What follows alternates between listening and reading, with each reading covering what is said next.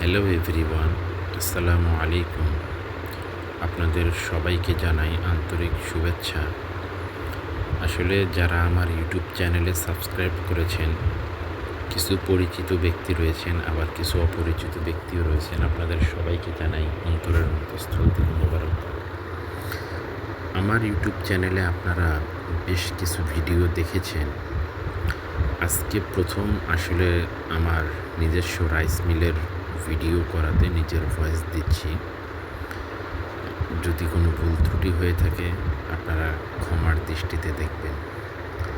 যাকে আপনারা দেখতে পাচ্ছেন, যে ব্যক্তিটা ওখানে বসে আছেন, উনি হচ্ছেন আমাদের মিলের ড্রাইভার, আর বাকি যারা আছে তারা হচ্ছে হেল্পার।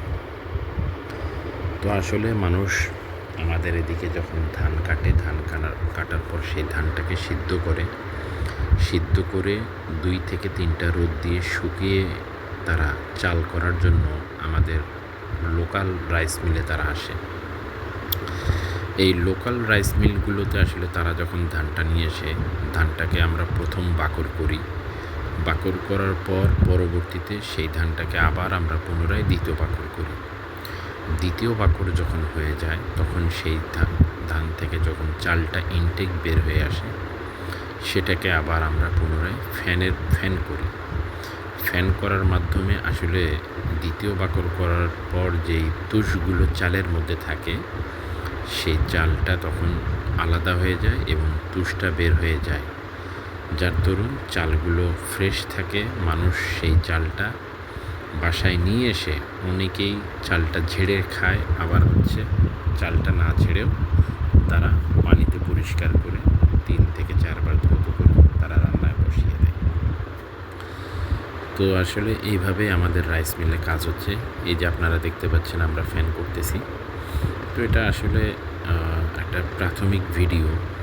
আসলে কথাগুলো কতটুকু গুছিয়ে বলতে পারছি জানি না, বাকি তবুও চেষ্টা করলাম, দেখি আসলে আমার ভয়েস দিয়ে ভিডিওটা কেমন হয়, আপনাদের কাছে কেমন লাগছে জানাবেন।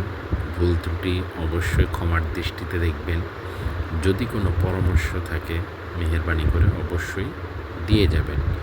ভালো হোক মন্দ হোক, অবশ্যই আমরা আপনার পরামর্শটা দেখব, শুনব।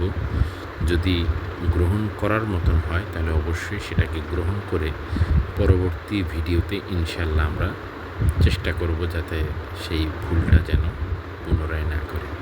ধন্যবাদ, সবাই ভালো থাকবেন, আমাদের জন্য দোয়া করবেন। আসসালামু আলাইকুম।